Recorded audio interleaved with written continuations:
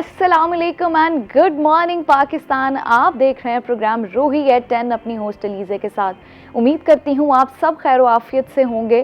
अब आजकल जो इस वक्त सूरत हाल है पूरे मुल्क की, पूरे पाकिस्तान की, हम दुआ गो हैं कि तमाम लोग जो हैं वो महफूज मकामात पर हों और बिल्कुल महफूज हों, अपनी ज़िंदगी को अच्छे से आगे कंटिन्यू कर रहे हों। क्योंकि इस वक्त जो पंजाब की सूरत हाल है, दरियाए रावी की बात करें, दरियाए चनाब की बात करें, दरियाए सतलुज की बात करें, तो तीनों मकामात पर जो है वो ऊंचे दर्जे का सैलाब मुतवक्को है। बहुत सारी सोसाइटीज़ इसमें सबमर्ज होती जा रही हैं, बहुत सारे कस्बे, गांव, बस्तियां डूबती जा रही हैं इनमें। अच्छा, इस वक्त जो दरियाए चनाब की सूरत हाल है, मुल्तान की सूरत हाल है, स्पेसिफ़िकली अगर हम जनूबी पंजाब का जिक्र करें, दरियाए चनाब में इस वक्त जो है वो 8 लाख क्यूसिक का पानी और सैलाबी रेला जो है वो गुजरने का इम्कान है। अब 12 से 14 घंटों में, यानी आज या फिर कल सोमवार या मंगल की शब 8 लाख क्यूसिक से ज़ायद का जो सैलाबी रेला है वो गुजरने का इम्कान है। इस वक्त जो है मुल्तान और जनूबी पंजाब के आसपास के इलाकों से, ख़ुसूसी अगर हम बात करें मुल्तान की, तो मुल्तान के करीबी जितने भी इलाके हैं वहाँ से 4.5 लाख से ज़ायद अफराद को जो है वो महफूज मकामात पर मुंतकिल कर दिया गया है और 4 लाख से ज़ायद जो है मवेशी, उनको भी महफूज मकामात पर मुंतकिल किया गया है, रिलीफ कैंप्स में उनको मुंतकिल किया गया है और वहाँ पर भी जो लोगों की सूरत हाल है वो तशवीशनाक है। ऑब्वियस सी बात है, इसमें ना सिर्फ माल जान इनका नुकसान हो सकता है सैलाब में, बल्कि लोगों के सेंटिमेंट्स जुड़े हुए होते हैं इस चीज़ से। यानी वो लोग जिन्होंने अपने घर बनाने में साल गुजार दिए, जिन्होंने अपने घरों को मुकम्मल करने के लिए सालों नौकरियां की और बहुत सारे कर्ज़े लेने के बाद घर बनाए और वो सैलाब की नज़र हो गए घर और कारोबार, ये यकीन करना जो है वो मुश्किल बात है। लेकिन इस वक्त अहम बात यह है कि आप सब ने जो डिपार्टमेंट्स रेस्क्यू के या हुकूमत की जानिब से जितने भी डिपार्टमेंट्स आपको अवेयरनेस दे रहे हैं, आप खुदारा उनकी बात सुने, जो आपको बता रहे हैं कि इस वक्त आपका महफूज मकामात पर जाना ज़रूरी है, वहाँ पर आप मुंतकिल हो जाएं। क्योंकि जब सैलाब आएगा, वो जो वाटर फ्लो है वो ना सिर्फ आपके घरों को, आपके माल को, बल्कि आपकी जान को भी मुतासर करेगा। वो इतना ज़्यादा जो है वो वाटर फ्लो है और डीप वाटर है।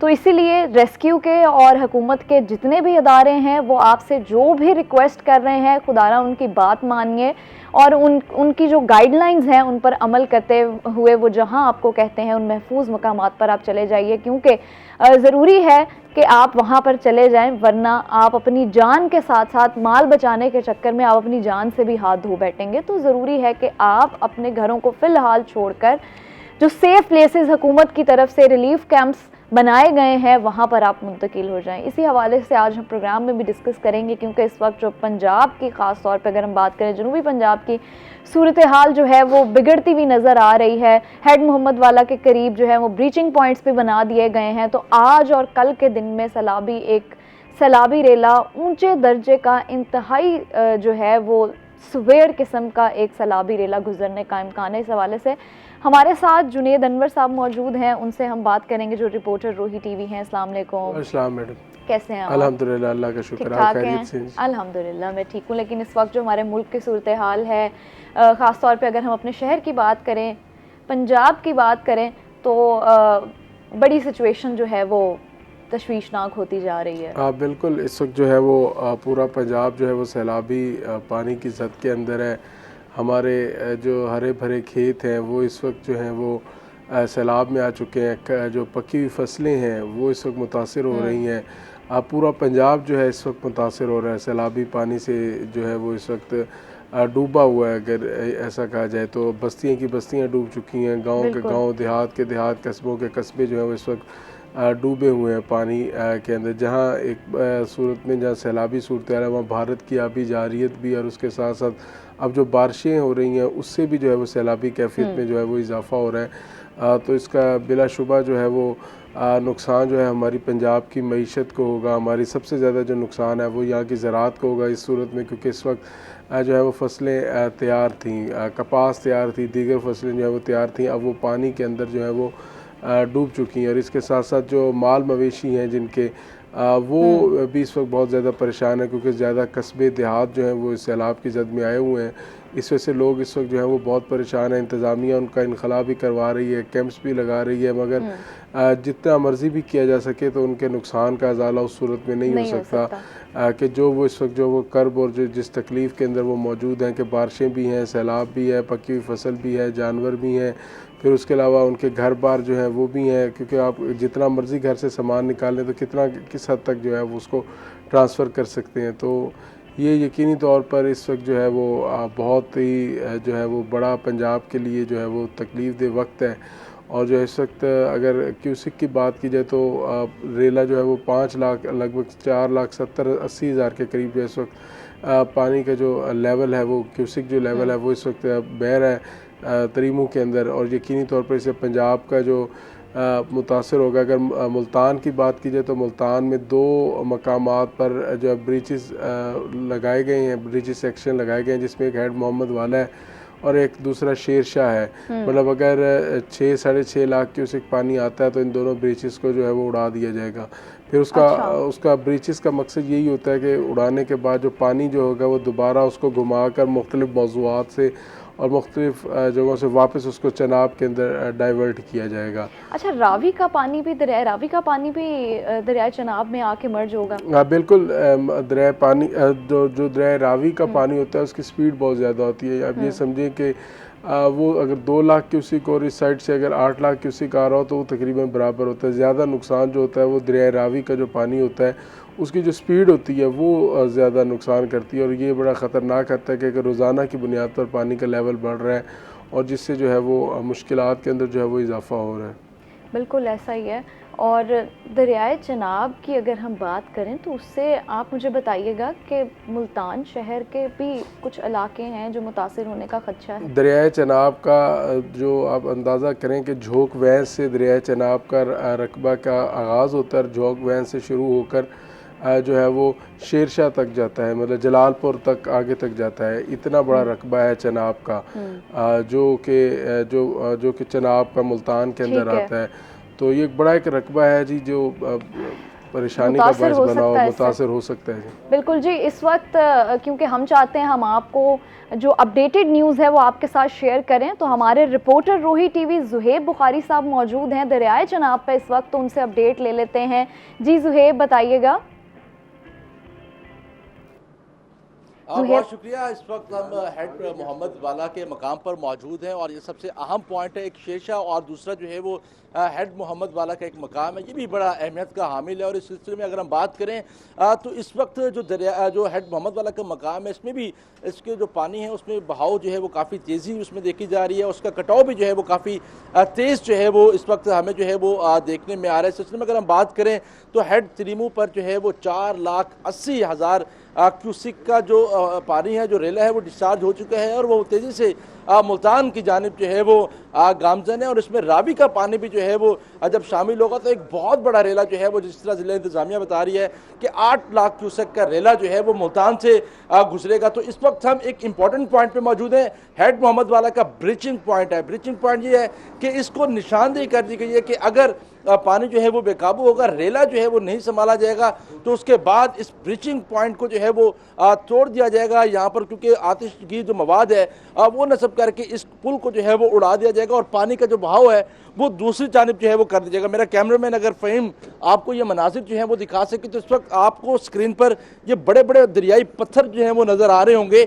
ये इसी वजह से यहाँ पर जो है वो रखे गए हैं कि पानी के एक तो बहाव को यहाँ पर रोका जा सके, दूसरी जानिब जो ब्रीचिंग पॉइंट है वहाँ भी हमें काफ़ी डेवलपमेंट जो है वो देखने में आ रही है। मेरा कैमरामैन फ़हीम अगर आपको दिखा सके और कैमरे और स्क्रीन पर अगर आप देख सकें तो ये बड़ी बड़ी मशीनरी जो है वो इस वक्त यहाँ पर मौजूद है और ये ठीक ब्रीचिंग पॉइंट पर मौजूद हैं। और अब ये तैयारियां जो हैं वो की जा रही थी, क्योंकि कल तक ये पोजीशन क्लियर नहीं थी कि ब्रीचिंग पॉइंट के हवाले से क्या डिसीजन जो है वो लिया जाएगा। जब मेरी डिप्टी कमिश्नर से बात हुई तो उन्होंने कहा कि कमेटी हमने बनाई हुई है, वो कमेटी इसका फैसला करेगी कि क्या सूरत हाल जो है वो हो सकती है। और उसके बिल्कुल साथ साथ ये दरियाई मनाजिर भी हम आपको दिखा सकते हैं कि ये हेड मोहम्मद वाला के मकाम पर जो पानी है वो भी इस वक्त काफ़ी जो है वो तेज़ हमें यहाँ पर बहाव उसका नज़र आ रहा है। और ये रात तक अगर हम रेले की बात करें, क्योंकि थोड़ी सी कन्फ्यूजन से जो है वो नज़र आ रही थी कि रेला जो है वो कब गुजरेगा, तो ज़िला इंतज़ामिया क्योंकि सारी सूरत हाल को मॉनिटर कर रही है, तो उनकी जानिब से जो है वो यही बताना है कि आज रात यानी सोमवार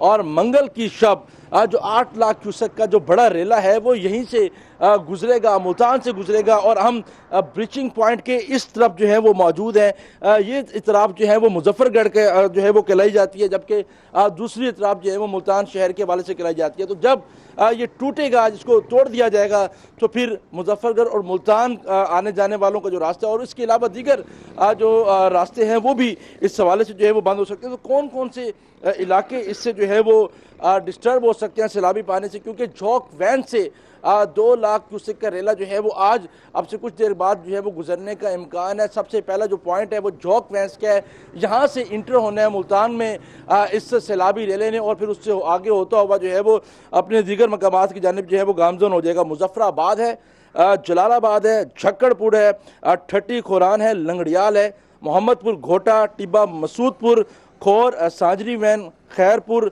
लैलपुर और कासिम बेला के इलाके जो हैं वो इससे मुतासिर हो सकते हैं। न सिर्फ मुतासिर हो सकते हैं बल्कि शदीद मुतासिर जो हैं वो हो सकते हैं।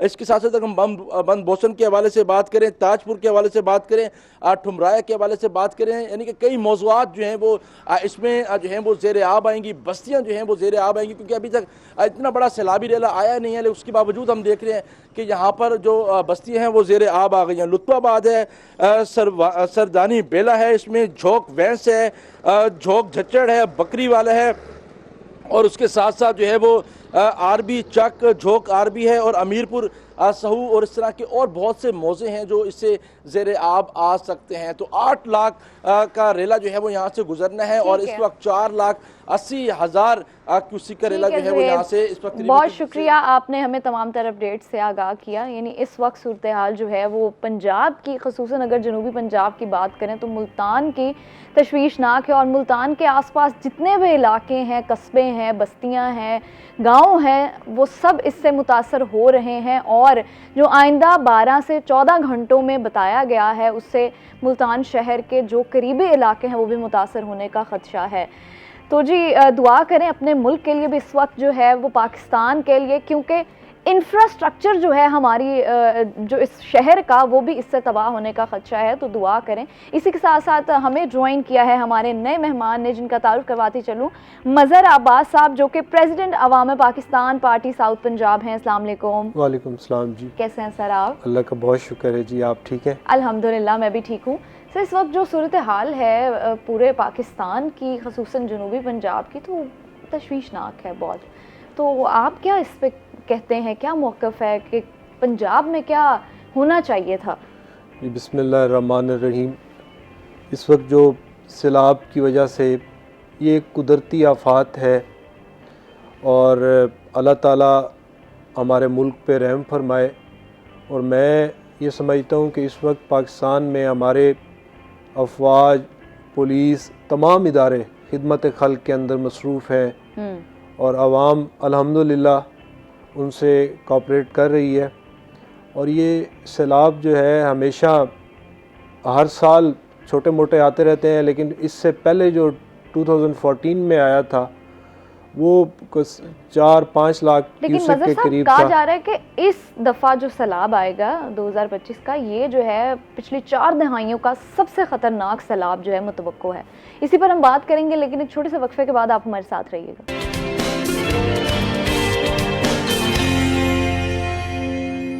वेलकम बैक नाज़रीन। एक शॉर्ट ब्रेक के बाद हम वापस आ चुके हैं, और जैसे कि आप जानते हैं कि हमारे साथ मज़हर अब्बास साहब भी मौजूद हैं। अच्छा मज़हर साहब, मुझे ये बताइएगा, क्योंकि आप ख़ुद भी माशाल्लाह यंग हैं और आपकी एज भी कम लगती है, तो मुझे बताएं कि नौजवानों को आप सियासत में कैसे देखते हैं? कि क्या आपको लगता है कि हमारी यंग जनरेशन को पॉलिटिक्स ज्वाइन करनी चाहिए? देखें, ये पाकिस्तान जिस वक्त कायद आज़म मोहम्मद अली जिन्ना ने बनाया, तो ये उन्होंने फरमाया कि पाकिस्तान के हालात जिस वक्त अच्छे ना हों तो नौजवानों को चाहिए कि वो सियासत में हिस्सा लें। आज अगर हमारे पाकिस्तान में जमहूरियत या मईशत या किसी भी तरह से सियासी तौर पे अगर कोई दुश्वारियां हैं तो वो सिर्फ़ और सिर्फ यही है कि नौजवान इलेक्शंस में हिस्सा नहीं ले रहे।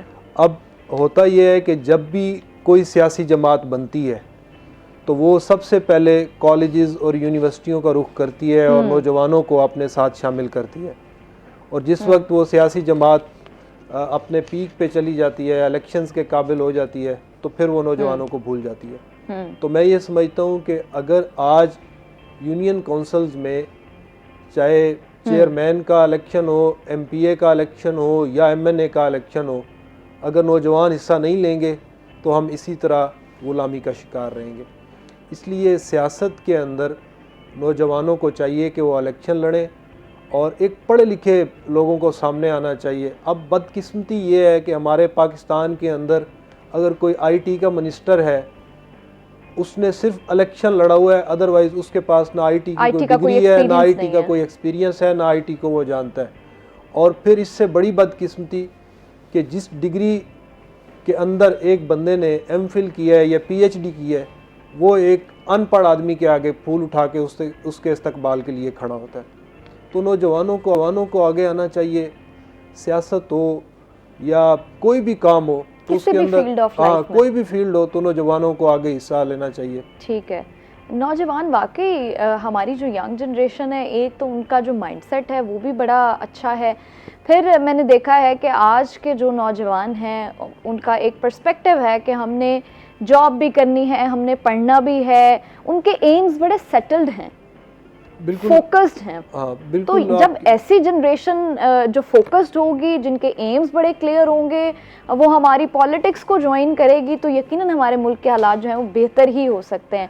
अच्छा जुनैद, मुझे बताइएगा कि अभी सैलाबी सूरत हाल जो है वो मुल्क में हम भी वाकिफ़ हैं, आम लोग जो हैं वो तमाम एफ़र्ट्स में लगे हुए हैं, इवन के इंडिविजुअली भी जो जितनी एफ़र्ट कर सकता है वो कर रहा है, लेकिन इस वक्त तहरीक इंसाफ के जो मेंबरान असम्बली हैं वो गायब नज़र आ रहे हैं। बिल्कुल ऐसा ही देखने में आ रहा है कि मुल्तान से तहरीक इंसाफ के आज़ाद हैसियत में अरकान असम्बली एक बड़ी तादाद में मुंतखब हुए थे।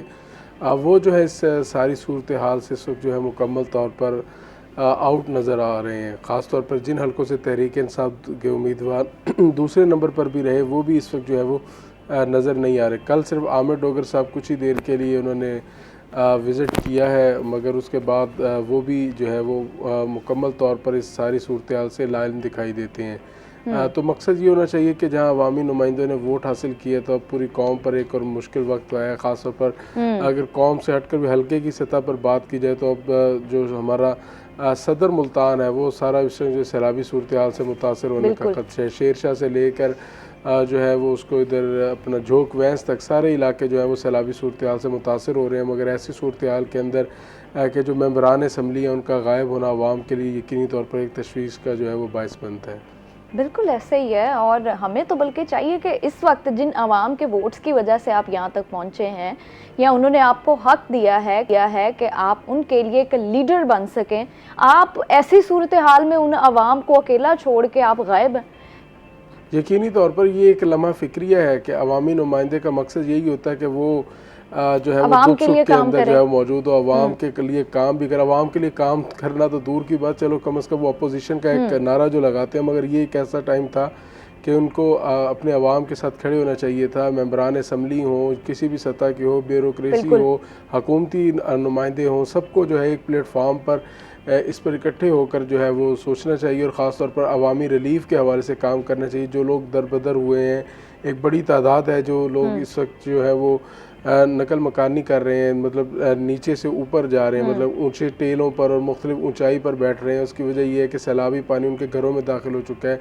ऐसी सूरत हाल में कोऑर्डिनेशन जो है वो बहुत ज़रूरी है। कोऑर्डिनेशन भी ज़रूरी है। फिर ये वो लोग हैं जिनका खाना पीना, उठना बैठना रहना हर चीज़ डिस्टर्ब हो चुकी है। इस वक्त उनको आपकी सबसे ज़्यादा ज़रूरत है।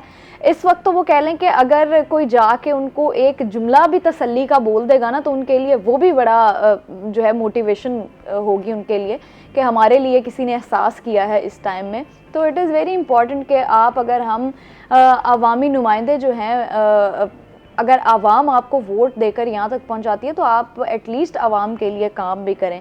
अच्छा, सैलाब से चूँकि अभी आपने शुरू में भी जिक्र किया जुनेद के जो कपास की फसल है वो बड़ी इस वक्त मुतासर हुई है, क्योंकि हमारी मुल्क की जो मैशियत है वो तो डिपेंड ही एग्रीकल्चर पे करती है। बिल्कुल, इस वक्त जो है मुल्क की मैशियत का 80% जो है वो ज़राअत के ऊपर मुंसलिक है। ये किसान जो है वो चौथी फसल है उसकी जो खसारे में जा रही है। लेकिन इस दफ़ा तो नुकसान बहुत ज़्यादा नहीं हो गया। अब जाहिर है चूँकि सैलाब आ गया तो फसलें लोगों की डूब चुकी हैं, पानी जो है वो सर से गुजर चुका है, तो वो जो थोड़ी बहुत जो उसका खसारा पूरा करने की कोई उम्मीद थी तो वो भी अब ख़त्म होती हुई दिखाई दे रही है कि एक जानिब जहाँ गंदम नुकसान में थी, अब कपास भी जो है वो नुकसान में जाएगी, तो किसान के पास जो है वो अगली फसल काश्त करने के भी जो है वो पैसे नहीं होंगे।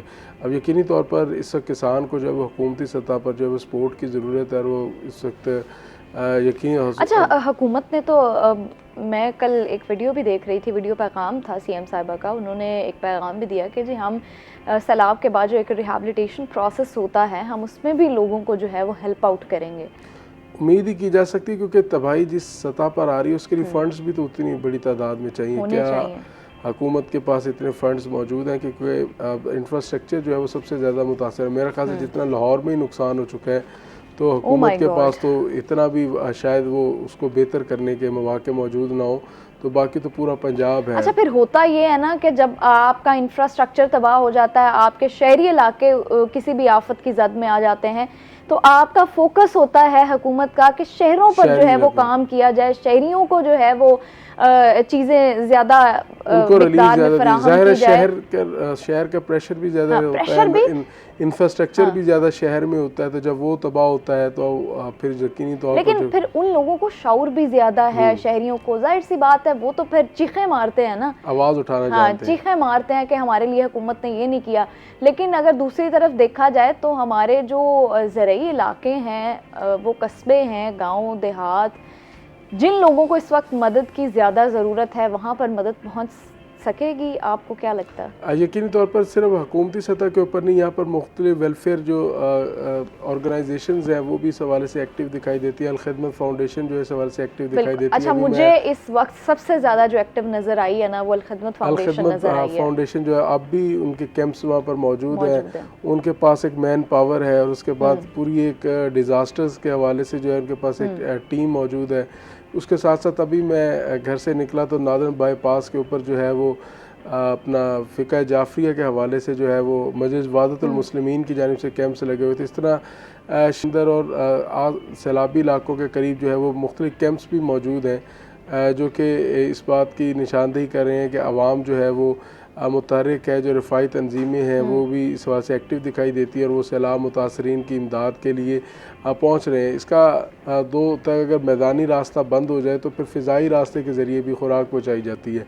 इस वक्त सबसे पहले तो इस वक्त जो है वो रेस्क्यू का काम ज़रूरी है, क्योंकि अभी सैलाब की वो शिद्दत मैदानों में ख़ासतौर पर मुल्तान में भी वो नज़र नहीं आई। उसने आइंदा चंद घंटों के अंदर या आइंदा 1 या 2 रोज़ के अंदर पॉसिबिलिटी है कि आज और कल में आएगी, आज और कल में आएगी। तो उससे पहले तो इनखला का अमल है, उसको 100% मुकम्मल करना चाहिए। कमिश्नर कह चुके हैं 90% हो चुका है, मगर उसको 100% अब तक कर लेना चाहिए। रेस्क्यू के इदारे तो अभी भी हमें मुतहरिक नज़र आते हैं, और ऐसे जितनी भी फाउंडेशंस हैं हम उनको हमेशा अप्रिशिएट करते हैं और करते रहेंगे, क्योंकि इनकी वजह से हमारी आवाम की जो है वो मदद बड़ी आसानी से हो रही है। जुनेद, आपका बहुत शुक्रिया, आपने हमें ज्वाइन किया, और जो अभी करंटली फ़्लड की जो भी सिचुएशन है और मुल्क की सूरत हाल के बारे में हमें आगाह किया। Thank you very much for joining us. एक ब्रेक पे जाएंगे, ब्रेक के बाद वापस आएंगे, हमारे नए मेहमान भी हमारे साथ होंगे, आप हमारे साथ रहिएगा।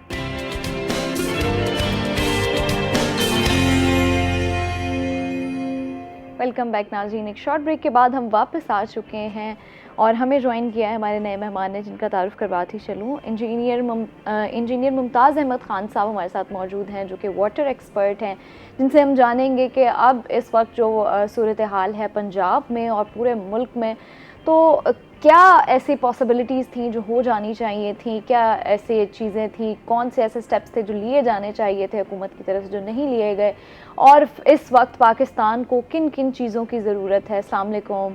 जी वालेकुम अस्सलाम। बेटा ज़रा थोड़ी सी ऊंचा बोलिएगा, मुझे थोड़ी अच्छा सी प्रॉब्लम ठीक हो गया।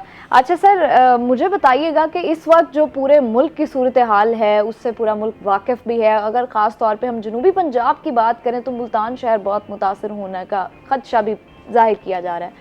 तो मुझे बताएं कि पाकिस्तान में जो हर साल सैलाब आने का खदशा होता है या हर साल सैलाब आ जाते हैं, तो इसकी क्या वजह है? बेटे इसकी हर साल तो सैलाब नहीं आते हैं, सैलाब कभी कभी आते हैं। नहीं, लेकिन जिस तरह पानी का फ्लो है, बहुत सारे ऐसे कस्बों में जो है वो हर साल हमें देखने को मिलता है कि पानी आ गया या कुछ ऐसी सूरत हाल वहाँ पे मतवक्को हो जाती है। तो इस हवाले से ये क्या वजूहात हैं जिनकी वजह से हर साल जो है वो ज़मीनों को भी बड़ा नुकसान होता है? लेकिन अब चूँकि मामलात की सिवियरिटी कुछ और है, अब आप देखें जो फ्लड की सिचुएशन है वो पूरे हमारे तीनों दरियाओं की जो है वो सूरत हाल कुछ और है, तो ये ज़्यादा स्वेयर है। जी जी, मैं अर्ज़ करता हूँ, ऐसा है कि ये कुदरत का, ये इसे कहते हैं हाइड्रोलॉजिकल साइकिल। ठीक है जी। अब कुछ मौसमी तब्दीलियां भी हो रही हैं, ग्लोबल वार्मिंग का आपने सुना है, बड़ा चर्चा है, एनवायरमेंटल तब्दीलियां आ रही हैं, कुछ हमारी अपनी कोताहियां हैं कि हमने फॉरेस्टेशन नहीं की अपने मुल्क में। ठीक है जी, तो ये हमारी अपनी कोताहियां भी हैं और कुदरत का भी एक सिस्टम है, समझिए ना। ये इसे आप प्रिडिक्ट नहीं कर सकते हैं कि कब सैलाब आएगा और कब सैलाब नहीं आएगा। ये तो एक फिनोमिनन है और ये लाखों करोड़ों साल से जब से ये ज़मीन बनी है ये ऐसे ही चल रहा है, इसमें कोई ख़ास हो नहीं। मतलब अब मैं नाउ आई एम 70+, मैं पिछले 50-60 साल की जो, और फिर मेरा पानी के साथ ताल्लुक़ है, मैं इरिगेशन डिपार्टमेंट में मैं रहा हूँ। तो मुझे याद है कि जब मैंने इरिगेशन डिपार्टमेंट ज्वाइन करने से जस्ट पहले 1973 में बड़ा ज़बरदस्त सैलाब आया था।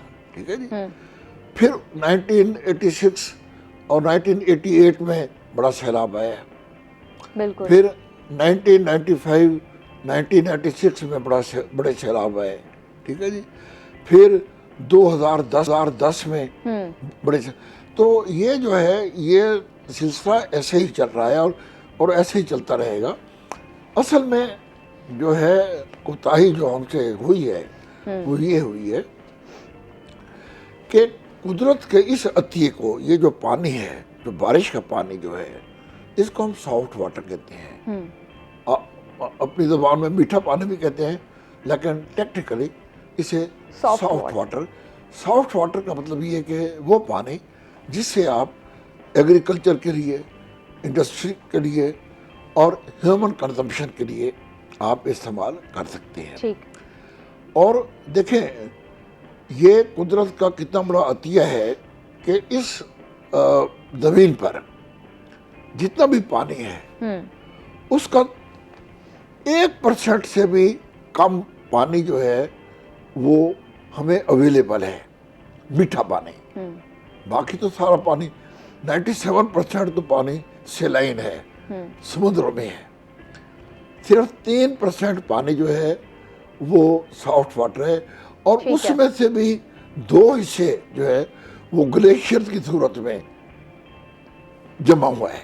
यानी हमें अवेलेबल सिर्फ 1% है। हमें सिर्फ 1% पानी पूरी दुनिया को, जो कि बारिशों की सूरत में दरियाएं, झीलें, ज़ेरे ज़मीन पानी है। ठीक है जी, लेकिन दुनिया की आबादी जो है वो आप देखें, आदम से लेकर अब 7 अरब से पहुँच चुकी।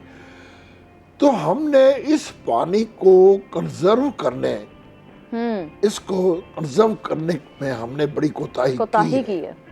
ठीक है जी, अल्लाह ताला को तो पता था ना कि दुनिया की आबादी बढ़ेगी। ठीक है जी, और इनको पानी की ज़रूरत होगी।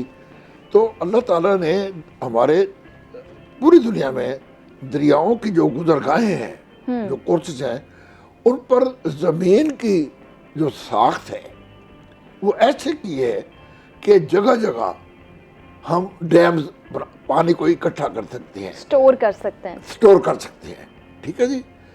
तो ये कुदरत का ये निज़ाम था, लेकिन हमने उसका फ़ायदा नहीं उठाया, हमारी हुकूमतों ने। और पाकिस्तान में आप देखें तकरीबन 130 मिलियन एकड़ फुट पानी ज़ख़ीरा करने डैम्स अगर हम बना लें, सब डैम 14-15 जो साइट्स हैं उन पर अगर हम डैम्स बना लें तो हम 130-140 मिलियन एकड़ फुट पानी ज़ख़ीरा कर सकते हैं। लेकिन हमने आज तक क्या किया है, सिर्फ 2 डैम बनाए हैं, मंगला और तरबेला, और उनकी कैपेसिटी भी जो है, जो शुरू में तकरीबन 14 मिलियन एकड़ फुट की थी दोनों के मिलाकर जी, वो अब रिड्यूस होकर वो 9 रह गई थी। लेकिन अब मंगला को रेज करके उसमें, तो इस वक्त भी हमारे पास जो लाइव कैपेसिटी है वो सिर्फ 11 मिलियन, तकरीबन 11.5 मिलियन एकड़ फुट की है, ठीक है जी। तो कहाँ हमारी कैपेसिटी 130-140 मिलियन, और कहाँ हम उसका सिर्फ 10%। कहाँ हम इसी पानी को स्टोर कर सकते थे और इससे बड़ा फ़ायदा हासिल कर सकते थे, लेकिन अब हमें हुकूमती सतह पर तो जो नुकसान हो रहा है, इंफ्रास्ट्रक्चर तो जो तबाह होगा वो होगा, लेकिन आवाम को कितना नुकसान होगा। देखें बेटे, बात ये है कि पूरी दुनिया में सैलाब जो डैम जो होते हैं ना जी, उनके 3 बड़े फायदे होते हैं। अच्छा। मेजर एक तो उनका ये होता है कि हम जब दरियाओं में पानी ज़्यादा आता है, जैसे आजकल की सिचुएशन है, ठीक है, जब तूफानी आती है, सैलाब आते हैं और हमारी ज़रूरत से पानी ज़्यादा होता है, तो उस पानी को हम स्टोर कर लेते हैं। बिल्कुल। जो सर्दियों के मौसम में जब दरिया हमारे खुश्क होते हैं, ठीक है, जब हमारा पानी नहीं होता, हम उस पानी से अपनी फसलों को हम इस्तेमाल करते हैं। एक तो ये बिल्कुल। दूसरा इसका फायदा है, उस पानी से सस्ती तरीन बिजली बना सकते हैं।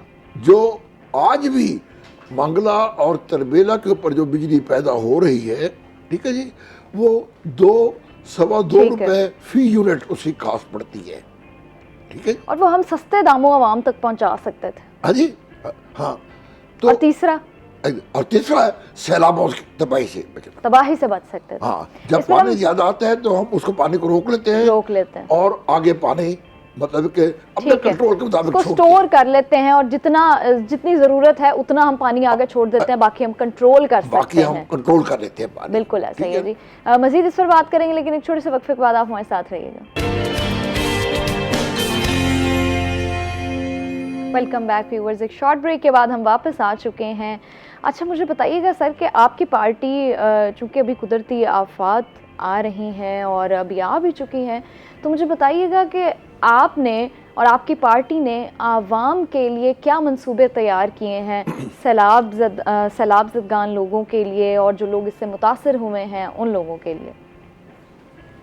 देखिए, इस 12 सितंबर को हमारा अवाम पाकिस्तान का मुल्तान के अंदर एक जलसा था, और अब हमने उस जलसे को मंसूख करके उसी डेट को अवाम के अंदर हमने जाके उनकी फ़लाह के लिए, उनकी खिदमत के लिए, और न सिर्फ अवाम पाकिस्तान बल्कि हमारी जो पार्टी है उसका नाम भी चूँकि अवाम पाकिस्तान है, और पाकिस्तान की अवाम के साथ इस वक्त मैं समझता हूँ कि सियासत से हट के हमने इसलिए अपना सियासी जलसा मंसूख करके उसी जज्बे, उसी हिम्मत के तहत, चाहे कोई भी पॉलिटिकल पार्टी हो, किसी भी मज़हब से हो, अल्हम्दुलिल्लाह मैंने देखा है कि पाकिस्तान के अवाम के दिलों में एक एहसास है अपने भाइयों के लिए, एक मोहब्बत है, और हर बंदा इसमें जो है वो बढ़ चढ़ के हिस्सा ले रहा है। ठीक है, तो इंशाल्लाह हम भी अपनी पार्टी की पॉलिसी हो या एक ह्यूमैनिटी के लिए एक सिंपैथी का जज्बा हो, तो उस जज्बे से इंशाल्लाह हम इस खिदमत के अंदर पेश रहेंगे। ठीक है सर, सेहत के शोबे में जनूबी पंजाब की आवाम को रिलीफ देने के लिए आपकी कौन सी ऐसी पॉलिसीज़ हैं जो आपने बनाई है? देखिए, अभी हमारी पार्टी को इक़्तिदार में तो नहीं आई, और अभी पार्टी को बने 2 साल हुए हैं, तो इंशाअल्लाह ताला पहले जब शाहिद खाकान अब्बासी साहब प्राइम मिनिस्टर रहे हैं तो उस वक्त उन्होंने सेहत के ऊपर बल्कि हर शोबे के ऊपर उन्होंने एक अच्छा काम किया।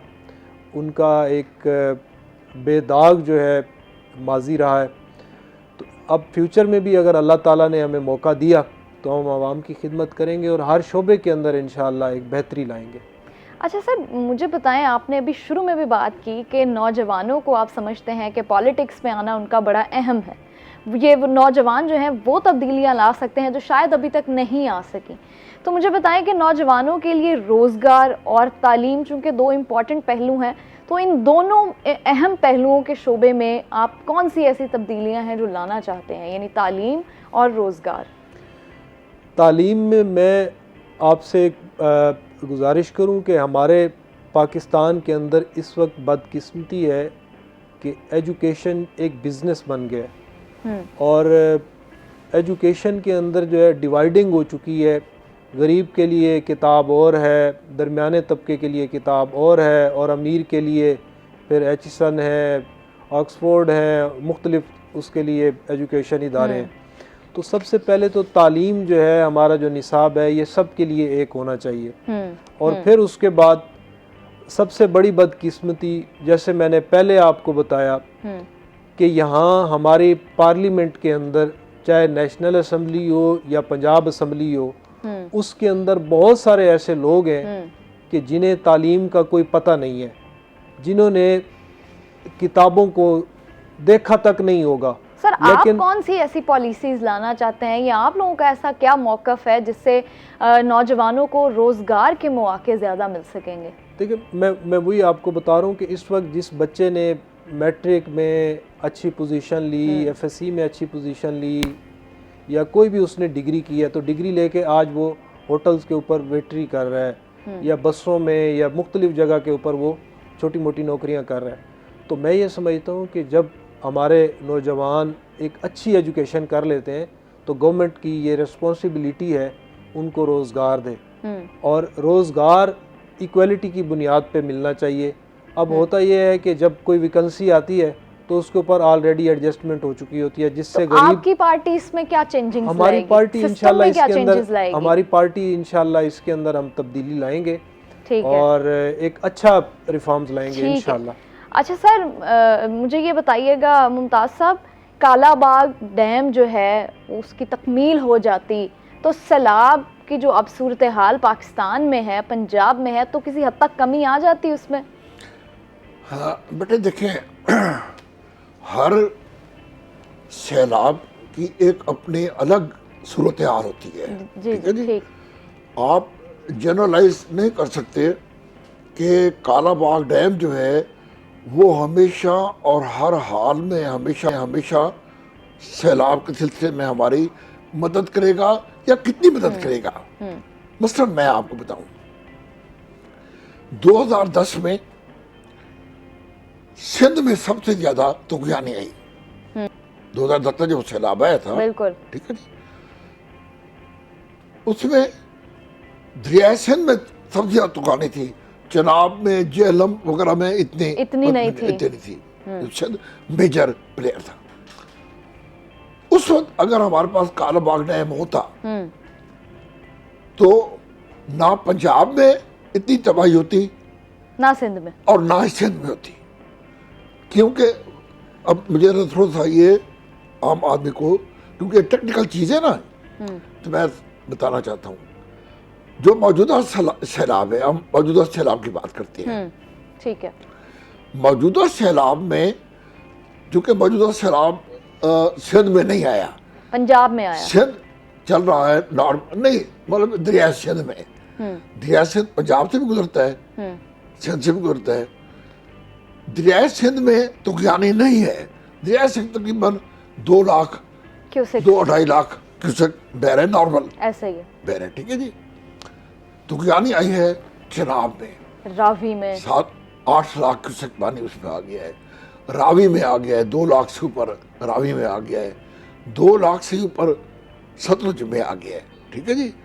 तो इस वक्त जो तुगयानी है वो है चनाब, रावी और सतलुज में।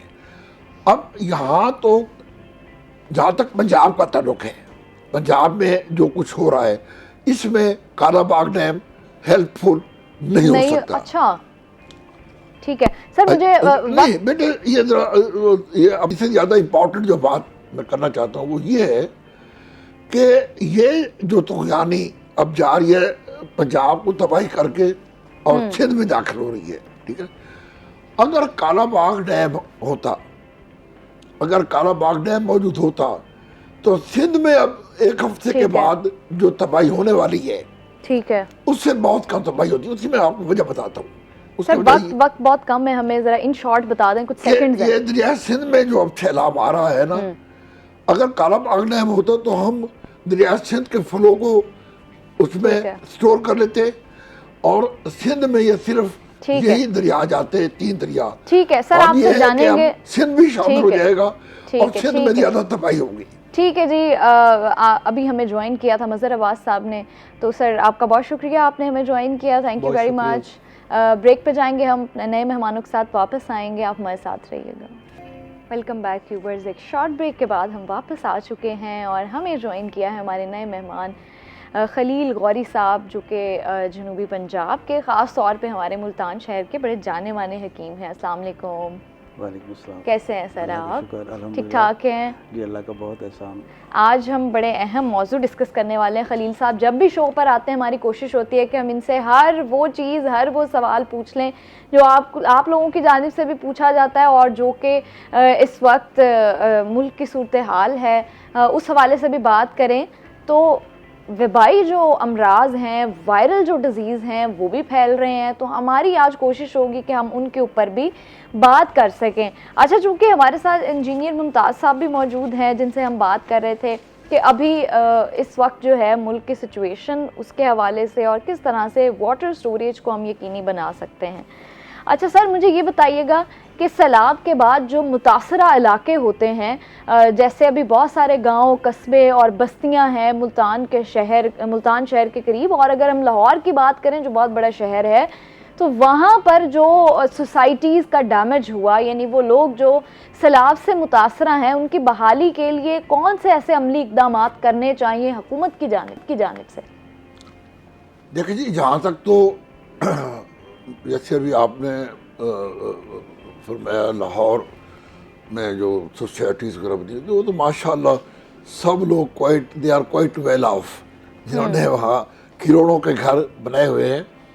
उनकी तो मैं समझता हूँ कि उनके वसाइल ऐसे वो सिर्फ वहाँ तक तो महदूद नहीं थे ना जी, सोसाइटी तक के घर बना दिया फिर शायद वो खाली हो गए, नहीं, वो सब लोग माशाल्लाह वेल ऑफ हैं, उनके कारोबार भी हैं, कारोबार है तो उन्होंने करोड़ों के घर वहाँ बने हैं, ठीक है जी, कहती है, मैं उनकी बात नहीं कर रहा। हाँ, अलबत्ता आपने जो देहात, जो जैसे हमारा मुल्तान है या लाहौर से बाहर निकलकर इन 3 दरियाओं ने जो तबाही फैलाई है, समझिए ना, उसके लिए उस हवाले से मेरे ख्याल में हमें बात करनी चाहिए कि मैंने कल विजिट किया है।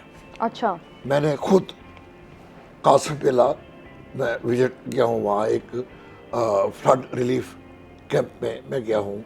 देखिए, लेकिन आपके सवाल का जवाब देने से पहले मैं एक अपने जो नाजरीन है और सामीन हैं उनको तक एक पैगाम पहुँचाना चाहता हूँ, और वो ये है कि कल मैं गया हूँ, मैंने कासिम बेला के जो फ्लड रिलीफ कैंप है उसका मैंने विजिट किया है। वहाँ में जो असिस्टेंट कमिश्नर इंचार्ज हैं शेख अब्दुल समीद साहब, उनसे भी मेरी बात हुई है और मैंने उनसे पूछा कि हमारी जो अवाम है मुल्तान की, जो माशाल्लाह खुशहाल लोग हैं, वो आपके साथ कितना ताउन कर रहे हैं। तो आप यकीन करें, उन्होंने मुझे कहा कि जी हमें ताउन नहीं मिल रहा और हम ज़बरदस्ती ताउन लोगों से ले रहे हैं। एक डिस्ट्रिक्ट एडमिनिस्ट्रेशन जिनका एक इख्तियार है। तो ये बड़े दुख की बात है कि हमारी सिविल सोसाइटी जो है उसमें ये एहसास नहीं है कि ये लोग जो सैलाब से मुतासरीन हैं ये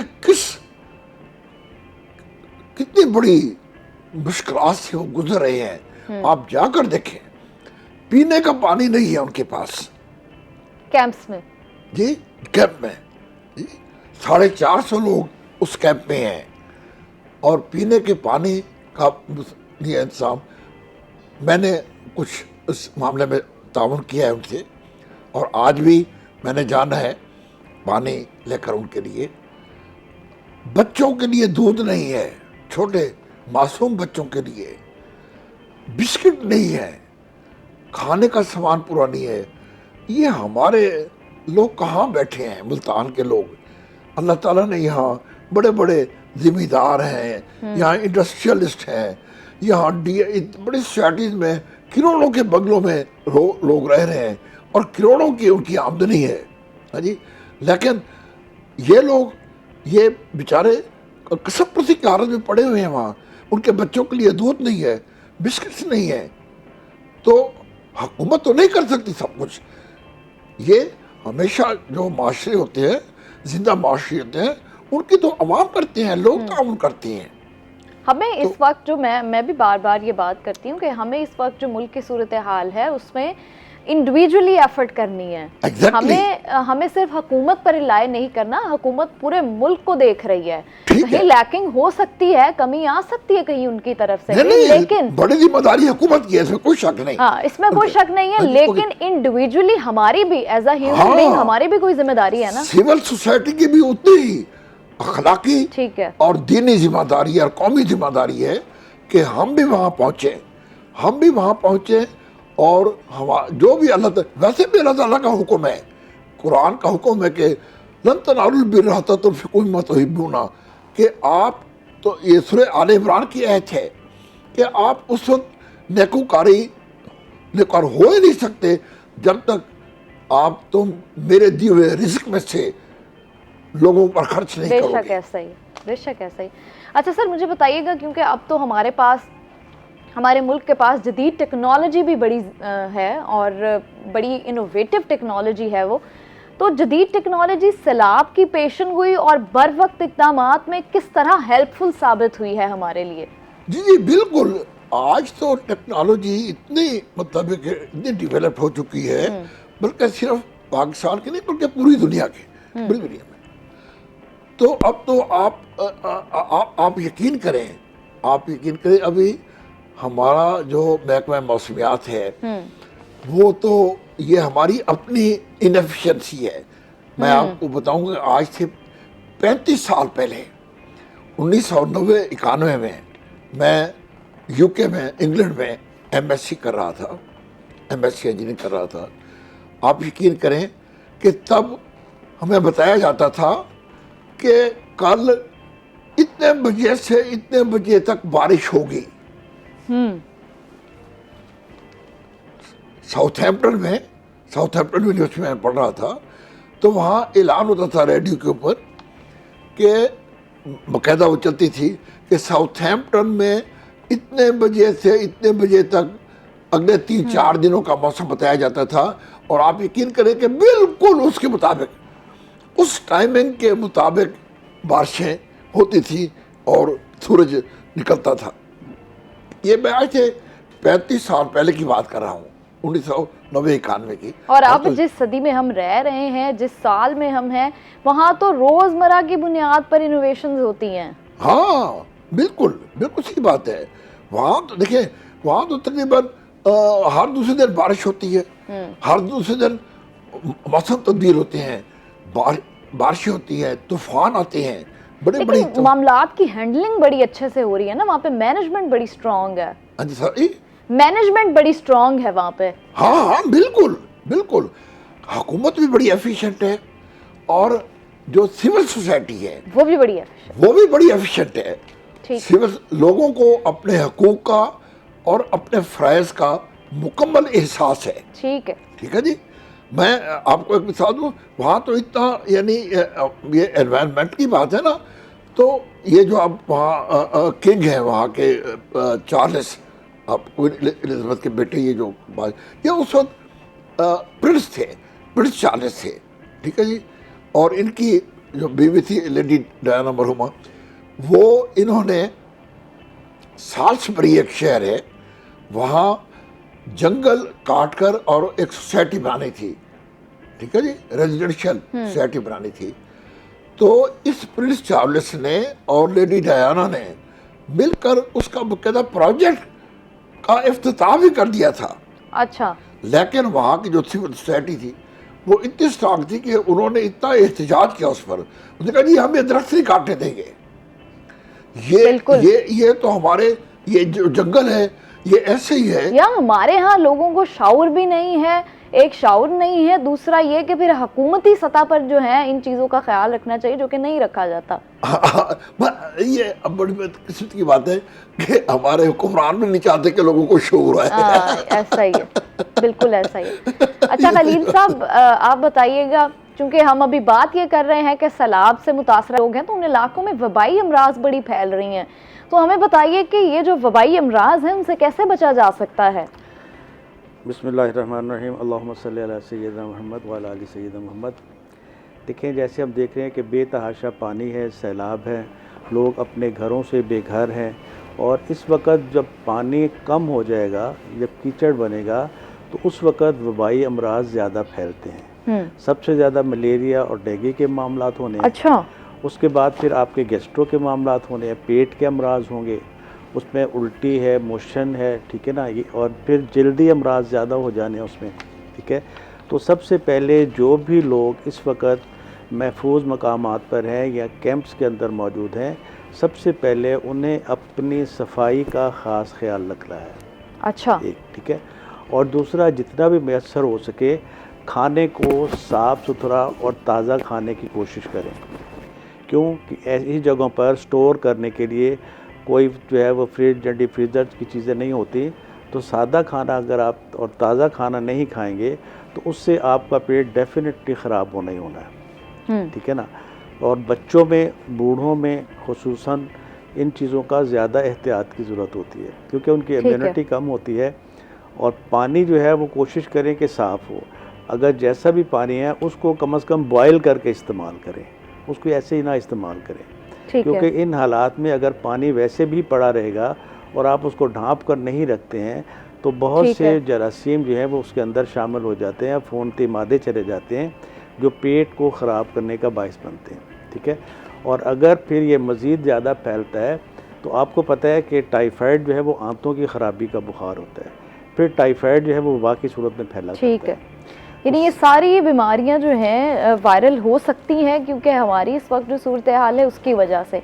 तो कोशिश करें जो कि हमने आपको एहतियाती तदाबीर बताई हैं वो अपनाएं।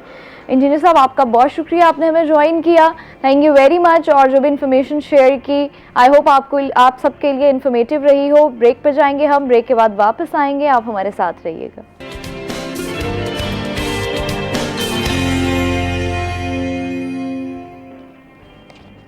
वेलकम बैक नाजरीन। एक शॉर्ट ब्रेक के बाद हम वापस आ चुके हैं और हमें ज्वाइन किया है हमारी नई मेहमान हैं हमारे साथ फ़रखंदा मुमताज़ साहिबा, जो कि एजुकेशनिस्ट हैं। अस्सलाम वालेकुम, कैसी हैं आप? अल्हम्दुलिल्लाह। अच्छा, आजकल का जो एक अलमिया है ना, वो कुछ हम जो आज टॉपिक डिस्कस करने वाले हैं ना, वो हमारे माशरे का प्रॉब्लम भी है, प्रॉब्लम होने के साथ साथ जो है वो अलमिया भी है। अब होता क्या है कि जब भी बच्चा बड़ा होता है या वो 2 साल से 3 साल का होता है, वो बोलना शुरू करता है, बोल लेता है, क्लियर लफ्ज़ बोलने लगता है और वो चलना शुरू कर देता है, तो फिर माँ बाप सोचने लगते हैं कि जी अब इसकी स्कूलिंग कहाँ से होगी, अब इसको स्कूल कब भेजना है। अच्छा, फिर बहस मुबाहसा शुरू हो जाता है। अब उसमें होता क्या है कि बच्चे को 3 से 4 साल की उम्र में जो है वो स्कूल, अमूमन 3-3.5 साल की उम्र में स्कूल भेज दिया जाता है। अच्छा, मैं तो इस हक़ में बिल्कुल भी नहीं हूँ, लेकिन चूँकि आज हमारे साथ फ़रखंदा साहिबा हैं, उनसे मैं ये सबसे पहला सवाल आपसे ये पूछना चाहूँगी कि मुझे बताएं कि बच्चों को स्कूल भेजने की जो सबसे इफ़ेक्टिव एज है वो कौन सी है? 5 साल से पहले नहीं भेजना चाहिए। अच्छा। जब तक वो 5 साल के ना हो जाए। देखिए, हम जब छोटे थे ना, 4 साल 4 महीने 4 दिन के जब हम हो जाते थे तो हमारी बिस्मिल्लाह करवाई जाती थी, यानी कुरान शरीफ पढ़ाने के लिए। तो एक चांदी की तख्ती के ऊपर हम बिस्मिल्लाह लिखते थे और वो जो भी मौलवी साहब आते थे उन्हें वो नज़र के तौर पे दे दी जाती थी, क्योंकि वो मुआवजा नहीं लेते थे। तो वो फिर पहले कुरान शरीफ पढ़ाया जाता था बच्चों को, जब वो कुरान पाक ख़त्म कर लेते थे उसके लिए फिर एक सेरेमनी होती थी, बच्चे को हार पहनाया जाता था, मौलवी साहब की खिदमत की जाती थी, उसके बाद उसे स्कूल भेजा जाता था। लेकिन अब तो ये अलमिया है हमारी सोसाइटी का कि एक तो माँ बाप भी बच्चों से जान छुड़वाना चाहते हैं कि ये शरारतें करते हैं, तंग करते हैं, जिन्हें स्कूल में भेज दें।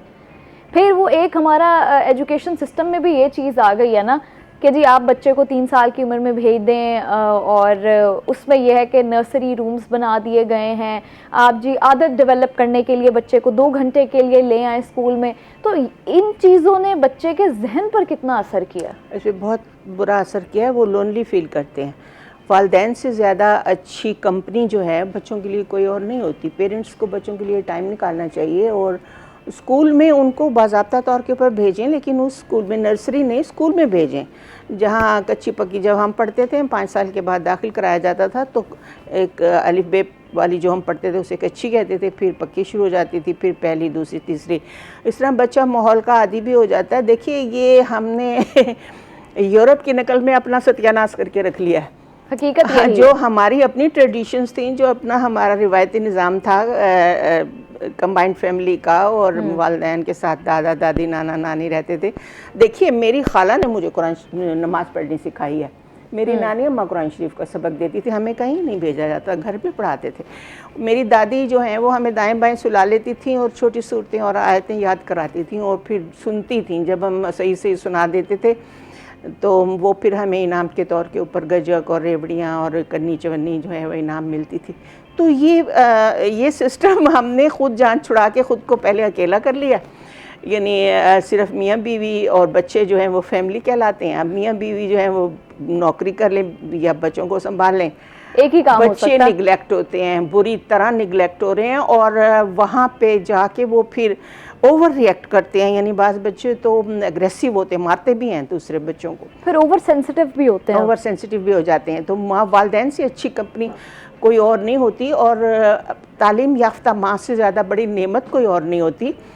अगर घर के जो आप मुझे ओल्ड फैशन कह लीजिए, लेकिन अगर शोहर की तनख्वाह में अच्छा गुजारा चल रहा है और कोई फजूल खर्ची के बगैर सुकून के साथ घर का निज़ाम चल रहा है, तो भी माँ को घर पे रहना चाहिए। बच्चे, उसकी औलाद, उसके घर, उसके शोर से ज़्यादा कीमती कोई और चीज़ नहीं। फिर जो बच्चे की ग्रोइंग एज होती है ना, एटलीस्ट सीख रहा होता है। हाँ, एटलीस्ट आप उस ग्रोइंग एज में बच्चे को ज़्यादा से ज़्यादा तवज्जो दें, माँ भी और बाप भी। लेकिन हमारे यहाँ सूरत हाल जो है वो बड़ी डिफरेंट है। फिर हम कहते हैं कि जी नहीं जी ये बच्चा एग्रेसिव हो रहा है, इस बच्चे में ये मामलात हैं, लेकिन हम ये भूल जाते हैं कि ये हमारी अपनी कोताहियों की वजह से ही बच्चों में ये तमाम अनासर हैं। ये तो एग्रेसिव तो छोड़ दें, बाज़ औक़ात बच्चे बहुत सारी गलत बातें सीखते हैं ग्रोइंग एज में, सीखते हैं। टीनेजर होते हैं, सिगरेट लगा देते हैं, ये इस तरह कर देते हैं। ऑब्वियसली जब आपकी अपनी तवज्जो नहीं है आपके बच्चों पर, तो आपको नहीं पता वो किन लोगों बहुत अलर्ट रहना चाहिए। ये ज़्यादा देर सोता क्यों है, ये एग्रेसिव क्यों है, ये पढ़ाई में दिलचस्पी क्यों नहीं लेता, ये वालिदैन को इस मामले में बड़ा अलर्ट रहना चाहिए। अच्छा, फिर कुछ बच्चे ये भी होते हैं फरखंदा साहिबा जो जिद करते हैं कि हमने स्कूल नहीं जाना। अक्सर ही बच्चों को देखें तो वो यही जिद कर रहे होते हैं जी आज मैंने स्कूल नहीं जाना। फिर कुछ लोग ऐसे होते हैं, कुछ बच्चे ऐसे जो रोज़ बहाने ढूंढते हैं। फिर जब मामला इतना स्वेयर भी होता है, कुछ बच्चे अपने आप को जानबूझ के नुकसान पहुंचाने की कोशिश करते हैं स्कूल ना जाने के लिए। तो ये क्या वजह है? उस सूरत में जानना चाहिए कि वहाँ पे कहीं दूसरे क्लासमेट्स उसको तंग तो नहीं करते, मारते तो नहीं है, या वो देखिए सब बच्चे जो हैं वो बहुत इंटेलिजेंट नहीं होते, बाज़ बहुत ज़हीन होते हैं, बाज़ काम को बाज़ उससे भी कम। तो ऐसा तो नहीं है कि उसी क्लास में निगलेक्ट किया जाता है या उसकी इंसल्ट की जाती है, ये लायक है तुम ना लायक हो, या उसको सज़ा दी जाती है, या उसका यूनिफॉर्म क्लीन नहीं होता उसे क्लास से बाहर खड़ा कर दिया जाता है, या उसको ने फीस टाइम पे जमा नहीं कराई होती। तो ये बहुत सारी बातें चेक करनी चाहिए कि बच्चा स्कूल की, यार टीचर बहुत सख्त तो नहीं है। एक मेरा भतीजा जो है वो इसी तरह करता था, वो जाता नहीं था, जिद करता था कि मैंने स्कूल नहीं जाना। मैंने उसकी माँ से कहा कि इसे ज़बरदस्ती ना भेजा करो। देखो एक्चुअली वो इतना ज़रा स्लो था, स्लो अंडरस्टूड, उसकी स्लो अंडरस्टैंडिंग थी। तो मैंने उसकी कॉपी चेक की तो एक जगह पे उसने नंबर कम लिए हुए थे, काफ़ी गलतियां थी उसकी, तो टीचर ने इतनी ज़ोर से क्रॉस उसकी कॉपी पे डाला हुआ था कि कागज़ फट गए थे। तो मैंने कहा कि जाके इस टीचर से मिलो जो कागज़ पे इतनी ज़ोर से क्रॉस डाल रही है, वो बच्चे को मारती भी होगी या इंसल्ट करती होगी उसकी दूसरे की, इसीलिए वो स्कूल नहीं जाता। Be very careful. हाँ, आप जाके उनसे मिलें, उनसे बात करें और पूछें कि मेरे बच्चे में क्या कमी है, क्या ख़राबी है, ये स्लो लर्नर है या ये आपकी बात को समझता नहीं है। To be a slow learner. देखिए, आई एम ए टीचर, मैंने 26 साल पढ़ाया और मैंने विद इन द क्लास कभी किसी बच्चे को 5 मिनट खड़े होने की सज़ा भी नहीं दी, क्योंकि उनसे उनकी पर्सनैलिटी पे बहुत बुरा असर पड़ता है। और आप मेरी बात पे यकीन कीजिए कि जब मैं किसी बच्चे से अगले दिन अपने लेक्चर से मुतालिक सवाल करती थी और वो मुझे सही जवाब नहीं देता था, तो मैंने ये कभी नहीं सोचा कि इस बच्चे की गलती है। मैं अपनी गलती की, मैंने कहीं समझाने में गलती की है। मैं ऑल द 4 मेथड इस्तेमाल करती थी, लेक्चर भी देती थी, ब्लैक बोर्ड मेथड भी इस्तेमाल करती थी, डिस्कशन मेथड भी इस्तेमाल करती थी, टेस्ट भी लेती थी, आहिस्ता आहिस्ता करके। और उन बच्चों पे मैं स्पेशली फोकस करती थी जो कि स्लो लर्नर होते थे और उनको बूस्ट अप करती थी। अच्छा। तो ये आप टीचर्स को ये नहीं कहना तुम्हें नहीं आता, उसे तो नहीं आता, उसके वो आपके पास जानने के लिए ही तो आया बैठा है आपके पास, इसीलिए तो आया है कि आपने उसको बताना है। तो आप अपने आप को देखिए कि मैं कहाँ गलती कर रही हूँ और कहाँ मैं बच्चे के साथ अपनी कम्युनिकेशन को दुलार रही। तो ये अगर वालिदैन ना करें तो फिर टीचर ये जिम्मेदारी ले बच्चे, और बच्चों के साथ बी वेरी पोलाइट, उनको सज़ा देना, मारना, ये इंसल्ट करना सबके सामने, ये बच्चे की पर्सनैलिटी रुइन कर देगा। बिल्कुल, फिर बच्चे बहुत सारी पर्सनालिटी डिसऑर्डर्स का शिकार होना शुरू कर देते हैं। तो खुदारा अपने बच्चों पे तवज्जो दीजिए, उनके माहौल पर तवज्जो दीजिए, किन लोगों में वो उठते बैठते हैं, किन लोगों के साथ उनकी दोस्ती है, जहां वो जाते हैं, उनके क्लासरूम का एनवायरनमेंट क्या है, उनके स्कूल का एनवायरनमेंट क्या है। ये तमाम चीज़ें एज अ पेरेंट्स आपकी रिस्पॉन्सिबिलिटी है। एक छोटे से वक्फे पे जाएंगे, वक्फे के बाद वापस आएंगे, आप हमारे साथ रहिएगा।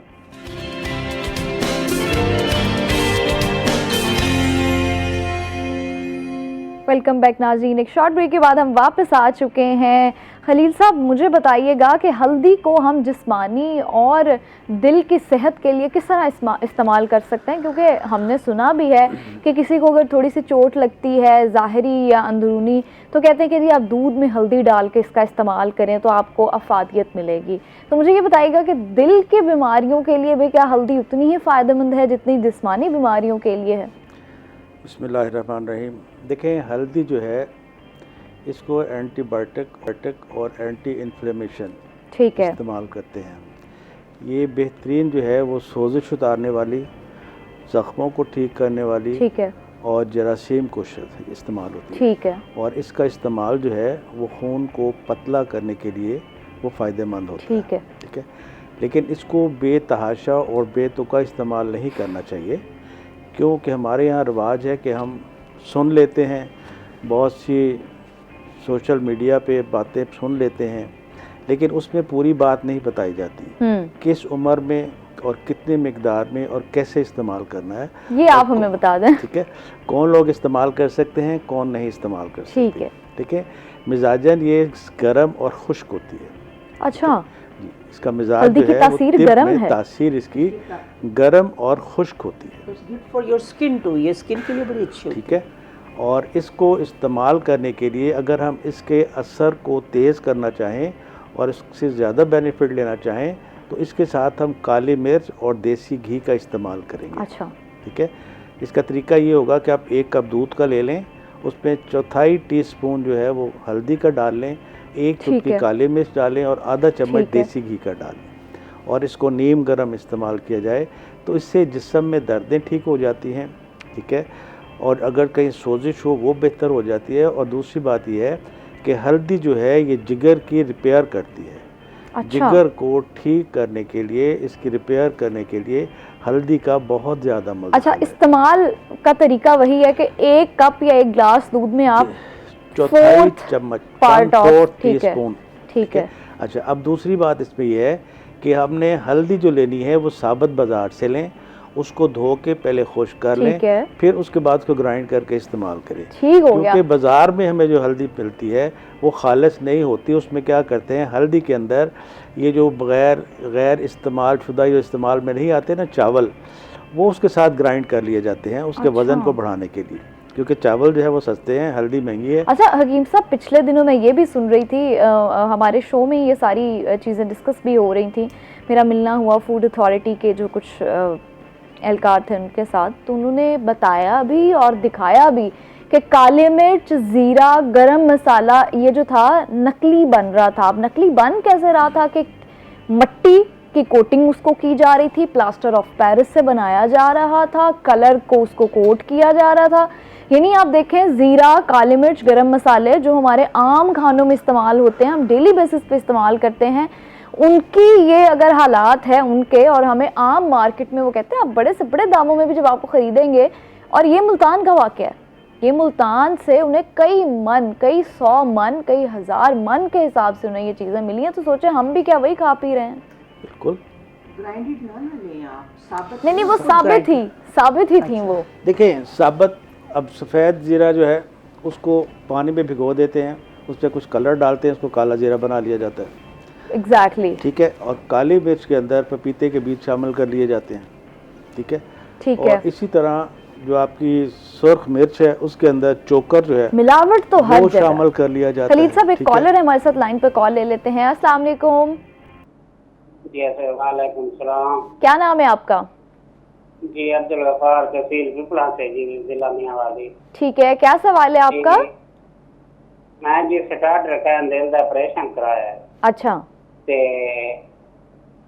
ब्लड लो थी वेंदा हर घंटे बाद, कोई डॉक्टर साहब से गुजारिश है, कोई ऐसा डॉक्टर से ब्लड सही हो जाए। अच्छा, तो आपने डॉक्टर से रुजू नहीं किया आपने? हमने किया है, उसने कहा है दवाई दी है, लेकिन पेट नहीं हो रहा। चलें जी, ठीक है, बहुत शुक्रिया। भी मना है, अंडा भी मना है। बहुत शुक्रिया आपकी कॉल का। अच्छा, एक तो ये जो उन्होंने बताया हार्ट का ऑपरेशन हुआ है, अच्छा उसमें ये भी है कि हम यहाँ बैठकर कोई ऐसी तजवीज़ आपको नहीं कर सकते कि आपके डॉक्टर ने आपको कुछ और सजेस्ट किया हो। अभी उन्होंने बताया कि 10 दिन पहले उनका हार्ट ऑपरेशन हुआ है, तो ये सर्जिकल केस है, हॉस्पिटल वालों को ही दिखाएंगे। बेहतर है कि वहाँ कुछ दिन एडमिट रहें ताकि उसको सेटल कर सकें, उसको देखें। टोटकों से काम नहीं चलेगा। अच्छा, फिर ब्लड प्रेशर लो होने के कुछ ये भी वजूहात होती हैं कि एक तो आपका जो ब्लड है ना वो बड़ा ज़ाया होता है इसमें, अगर तो आपकी ओपन हार्ट सर्जरी हुई हुई हो तो आप ज़रूरी है कि आप अपने डॉक्टर को आप चेक करवाएं। हम आपको रिपीटेडली ये कहेंगे कि हम आपको कोई ऐसी चीज़ नहीं बताएंगे, अपने डॉक्टर को चेक करवाएं। वो जो आपको सजेस्ट करेंगे आप उनके सजेशन के अकॉर्डिंग वो अद्वियात इस्तेमाल करें। लेकिन हम इन जनरल बात कर लेते हैं, जो खाने पीने में एहतियातें उन्होंने बताई हैं उसको फॉलो करें, अपना खाना पीना ठीक रखें, और जिन चीज़ों से मना किया है उसमें चिकनाई है, फास्ट फूड है, तेज़ मसाले हैं, हैवी डाइट है, उससे परहेज करें। अभी फिलहाल तो यखनी पिए, ताकि वो जो भी खाएं वो एनर्जेटिक खाएं और जिस्म के अंदर वो कंज्यूम होके उनको एनर्जी। अच्छा खलील साहब, हम जो है वो ब्लड प्रेशर कंट्रोल करते हैं ना। हाँ जी। अभी चूंकि इनका हार्ट का ऑपरेशन हुआ है ना, तो डॉक्टर ब्लड प्रेशर कंट्रोल करने के लिए इन्हें टैबलेट्स देते होंगे, उसकी वजह से इनका ब्लड प्रेशर थोड़ा लो रहता है। ये डॉक्टर ही बताएंगे इनको, डॉक्टर ही सजेस्ट कर। अच्छा, हम खलील साहब इन जनरल बात कर लेते हैं कि ब्लड प्रेशर जिनका लो होता है, हाई होता है, उनके लिए क्या क्या जो है वो आप तदबीर आप करते हैं कि ये आप बना लें, और ये कुछ चीज़ें हैं जो आप इस्तेमाल कर लें, या जिनका इस्तेमाल आप डेली लाइफ में शुरू कर दें तो आपका ब्लड प्रेशर नॉर्मल होना शुरू हो जाएगा।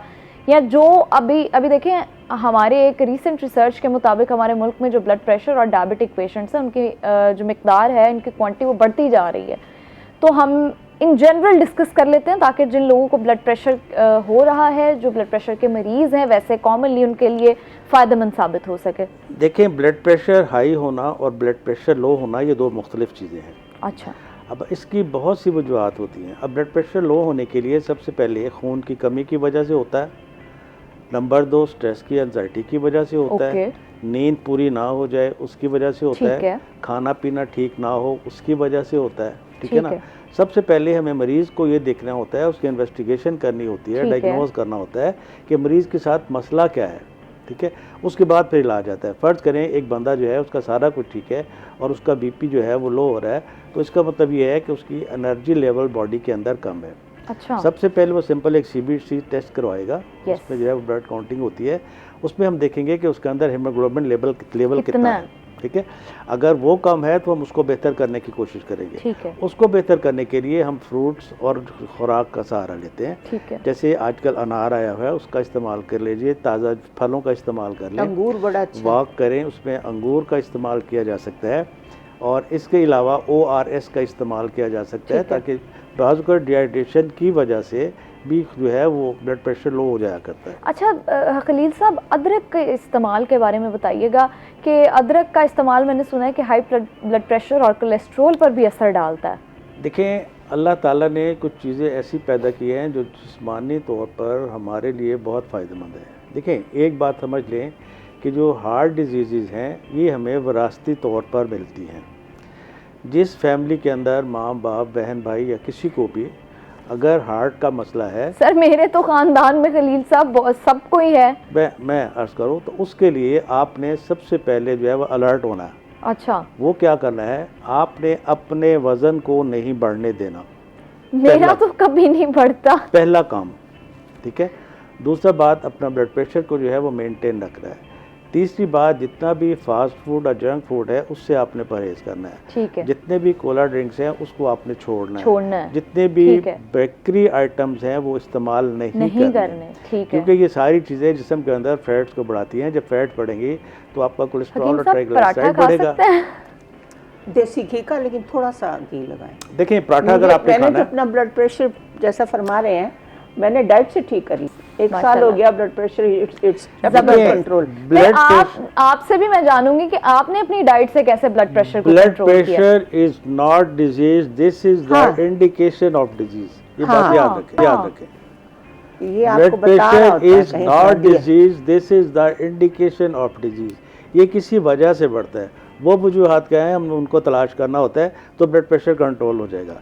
अब देखें, आप पराठा खा लें, आप अंडा भी खा लें, ठीक है, और उसके साथ आप फ्रूट का जूस भी पी लें, और उसके बाद आप स्टिल चेयर पे बैठ जाएं, तो डेफिनेटली आपका ब्लड प्रेशर भी बढ़ना है, कोलेस्ट्रॉल भी बढ़ना है, ट्राइग्लिसराइड भी बढ़ना है, और आपने बीमार होना है। खलील साहब, अब चूंकि मैं अगर अपनी फैमिली का जिक्र करूं तो मेरे वालिद साहब को भी हार्ट डिजीज़ है, और मेरे चाचुओं को भी, मेरी फुप्पो को भी, यानी 1 से 2 चाचू हैं जो बचे हुए हैं, लेकिन सबको ऑलमोस्ट फैमिली में इनहेरिटेड ये डिजीज़ चलती आ रही है। फिर डायबिटीज़ भी उनको इनहेरिटेड है सबको। ठीक है, देखिए बगैर देखे बता रहा हूँ, ये सारे खुश खुराक हैं, सारे जो है वो फूड हैबिट्स क्या हैं, और सारे जो है वो एक्सरसाइज नहीं करते, ये चेक करें। ये बगैर देखे बता रहा हूँ, क्योंकि ये अच्छा नहीं, लेकिन एक जो मेरे चाचू थे वो तो माशाल्लाह क्रिकेट बड़ी अच्छी खेलते थे, और उनकी वो आदत थी कि वो क्रिकेट खेलते थे। एक उसके बाद छोड़ दिया। नहीं, अब जब वो डायबिटिक हो गए, हार्ट डिजीज हो गई, उस वक्त तो देखिए जब बंदा डायबिटिक हो जाए उस वक्त एक्सरसाइज की ज्यादा जरूरत पड़ती है। उस वक्त तो आपको बल्कि एक्सरसाइज हार्ड ना करें, लेकिन वॉक जरूर करें। वॉक तो करें ना। अच्छा, यानी अब अगर मुझे बचना है इन सारी बीमारियों से तो मेरे लिए क्या हिकमत अमली मैं अपनाऊं जिससे मैं बच सकती हूं? एक्टिव रहना है आपको, वक्तन फक्तन आपका लिपिड प्रोफाइल चेक कराना है। लिपिड प्रोफाइल जी ठीक है। आपने आपका ब्लड प्रेशर को है जो वो मैनेज करते रहना है, ठीक है। वो तो मेरा लो ही रहता है। आपने अपना HbA1c ये 3 महीने का रिकॉर्ड होता है, इसको आपने चेक कराना है, क्योंकि जब ये चीज़ें जंप करेंगी तो आपके मामला ख़राब होने। अगर आप एहतियात कर लेते हैं, इन चीज़ों को अगर मैं ठीक रखूंगी तो कुछ भी नहीं होता। ठीक है जी, एक शॉर्ट ब्रेक पर जाएंगे, ब्रेक के बाद वापस आएंगे, आप हमारे साथ रहिएगा।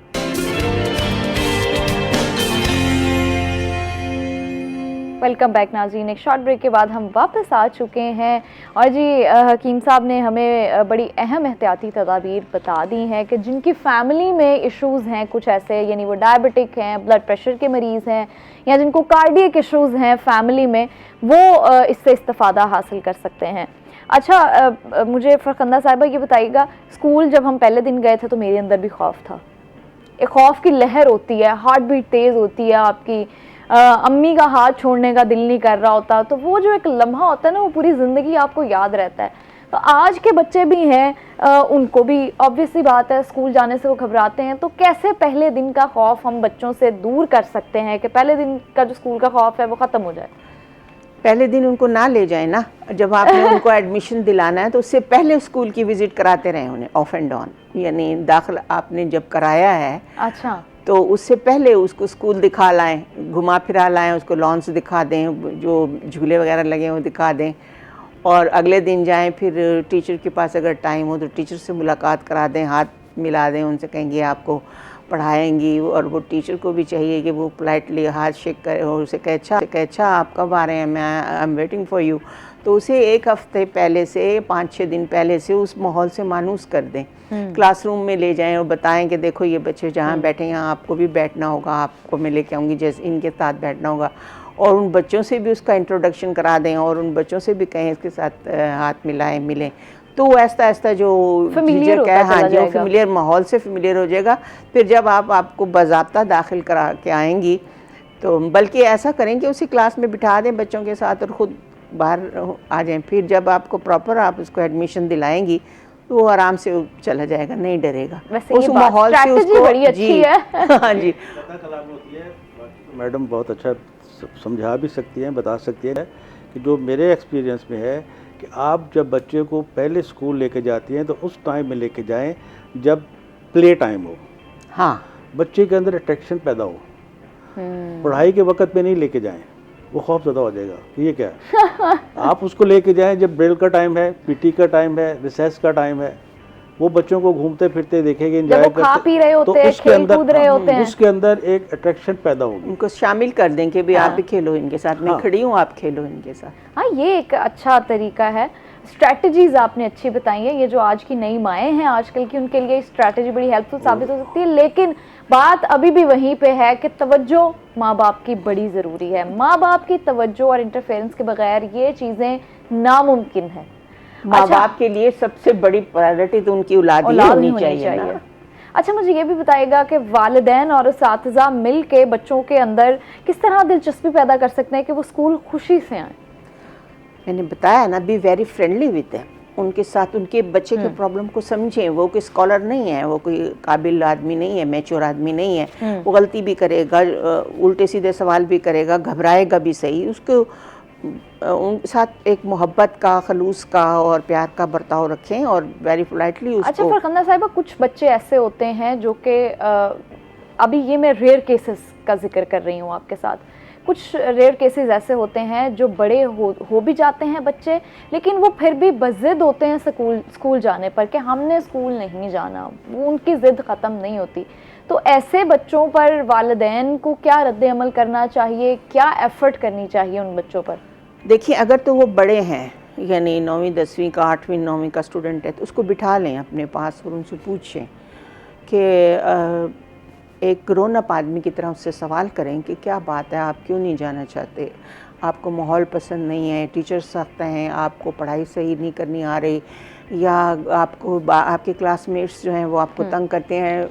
मेरे साथ अपने इस मसले को डिस्कस करें, यानी माँ और बाप को चाहिए कि उसके साथ इस मामले को डिस्कस करें, तो वो आपको बता देगा अपना कि मेरे साथ क्या मसला है।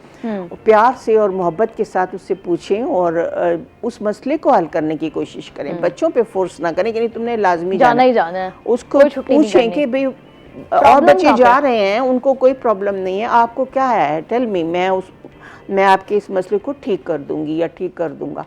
तो उसके साथ डिस्कस करें, वो बताएगा आपको, बिल्कुल बताएगा। अच्छा, फिर ये भी होता है ना कि वो प्रॉब्लम्स जो होती हैं वो यहाँ से भी आती हैं कि पेरेंट्स और बच्चों के दरमियान जो कम्युनिकेशन होता है ना, वो कम्युनिकेशन गैप बड़ा होता है, कम्युनिकेशन स्ट्रॉन्ग नहीं होती इतनी, जिस डर से बच्चा कभी माँ बाप को बता ही नहीं पाता कि मुझे किन मसाइल का सामना करना पड़ रहा है। वो आप उसको बात बात पे स्नब करेंगे, उसको झूठा करेंगे, तो फिर वो नहीं आपको बताएगा। और स्पेशली इसे याद रखिए कि मैं माँओं को ये तलकीन करूँगी कि अपनी बेटियों के साथ बहुत फ्रेंडली रहें, क्योंकि बाहर अगर उनको ऐसा कोई प्रॉब्लम आ जाता है कोई आदमी उनको तंग कर रहा है या स्कूल में कोई मेल पर्सन उनको कुछ कह रहा है, हरासमेंट के तो केसेस हो सकते हैं। वो अपनी माँ को डिस्कस नहीं करेगी अगर माँ ने उसको डराया हुआ है पहले से। माँ को इतना फ्रेंडली होना चाहिए कि वो अपना हर मसला माँ को बताए, इससे पहले कि सूरत हाल बिगड़ जाए और हाथ से निकल जाए। तो बच्ची जो है, स्पेशली लड़कियों को तो आपको बहुत तवज्जो देनी पड़ेगी और माँ को देनी पड़ेगी। तो माँ को चाहिए कि बेटी के साथ बिल्कुल सहेलियों की तरह रहे, ताकि उसका कोई भी मसला है, कोई प्रॉब्लम है, कुछ भी है, वो दुख सुख है, मुश्किल है, इम्तहान में उसको कोई परेशानी है, तो वो माँ से डिस्कस करे। ऐसा ही है। तो इसमें आप वालिदैन, वो आपकी बात यहीं आ जाती है कि बच्चों को वालिदैन की तवज्जो की अशद ज़रूरत है, चाहे वो आप तवज्जो नहीं रखेंगे, चाहे वो बड़े हैं, छोटे हैं, किसी भी एज ग्रुप में चले जाते हैं। हम अभी भी बड़े हो गए हैं, मैरिड हैं और बहुत सारे मामला हैं, ज़िंदगी की दौड़ में कितना आगे बढ़ गए हैं, लेकिन फिर भी दिन में 1000 दफ़ा ऐसा वक्त आता है जहाँ हमें अपने माँ बाप की ज़रूरत पड़ती है। तो इसलिए ज़रूरत हमें यहाँ पे समझने की ये है कि आज का जो बच्चा है वो मेंटली और फिज़िकली दोनों तरीके से बड़ा वीक है। तो हमें चाहिए कि हम उसको तवज्जो दें। एज आ फादर और मदर सिर्फ बच्चे को पैदा कर लेना ये आपकी रिस्पॉन्सिबिलिटी यहाँ पे ख़त्म नहीं हो जाती। रिस्पॉन्सिबिलिटी आपकी ये है कि जब तक वो इतना मैच्योर नहीं हो सकता कि वो हो जाता कि वो अपने डिसीजंस इटसेल्फ ले सके, तो आपकी ये रिस्पॉन्सिबिलिटी कि आप उसको देखें। अच्छा हकीम साहब, मुझे ये भी बताइएगा कि दिल के जो अमराज हैं उनको कम करने के लिए लहसुन किस कदर मुफीद साबित हो सकता है? देखिए, लहसुन, अदरक, इसकी आप चटनी बना लें और इसमें पुदीना शामिल कर लें। ठीक है, लहसुन, अदरक, पुदीना, थोड़ा सा अनारदाना डाल लीजिए। इसमें अनारदाने का शामिल किया जा सकता है, हल्का सा इसमें जो है वो हल्का नमक शामिल कर लें। ठीक है, और इसको आप जो है वो ग्राइंड करके रख लें और दोपहर को खाने के साथ इसको इस्तेमाल कर लें। ये आपके बैकबोन के लिए बड़ा अच्छा है, यानी अगर औरतों को जो पीठ में दर्द होता है ना कमर में, उसके लिए बहुत अच्छा है। आपका हाजमा ठीक रहता है, एक आपके ये दिल के अमराज से बचाता है, आपको खून को पतला रखता है, और डायबिटिक पेशेंट में भी इसका बहुत ज़्यादा वो फ़ायदा मिलता है। ठीक है जी, आपको एक बड़ा अच्छा एक रेमेडी बताई है, लहसुन, अदरक, पुदीना, और अगर इसमें आप अनारदाना भी शामिल करना चाहें टेस्ट के लिए तो आप कर सकते हैं, और उसमें हल्की सी मिकदार में अगर आप नमक शामिल कर लें तो एक ज़बरदस्त सी चटनी बन सकती है, जिससे आप दोपहर के वक्त इसका इंटेक कर सकते हैं। एक कहवे का मैं आपको छोटा सा फार्मूला बता देता हूँ, उसमें सौंफ है, ज़ीरा है और अजवाइन है। इसका एक एक चुटकी लेके एक कप कहवा बना के अगर आप सुबह दोपहर शाम इस्तेमाल करते हैं तो आप मैदे के और बहुत से अमराज से जो है वो बच। ठीक है जी, खलील साहब आपका बहुत शुक्रिया, आपने हमें ज्वाइन किया। फरखंदा साहब आपका बहुत शुक्रिया, आपने हमें ज्वाइन किया। प्रोग्राम का वक्त ख़त्म हो चुका है, मुलाकात होगी आपसे कल। उम्मीद करती हूँ आज का प्रोग्राम आपके लिए इन्फॉर्मेटिव भी रहा होगा और एंटरटेनिंग भी रहा होगा। कल मुलाकात होगी, दुआओं में याद रखिएगा। खुदा हाफिज़।